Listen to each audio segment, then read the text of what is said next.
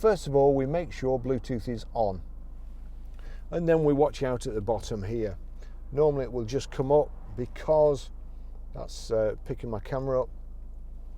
If you go into menu, you see there BT on. Now if you were to knock that, it's BT off. So check if you're not getting any signal to start off with, if it's not showing up on your phone, make sure you've got BT on there. So that's into menu. Let me just do that again. Let's go somewhere else. So turn that down. Sorry. Telephone, no phone, menu, BT on, BT off, BT on. So BT on, that's it. We want BT on.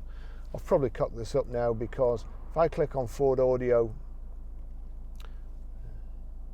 please enter the PIN code shown on the radio display into your mobile phone. There you go. The phone has come up with a PIN number of 8101. So 8101, and then we click pair. Do you want your contacts and favourites to sync? I don't, but you will. So I'll click don't allow, but you click allow.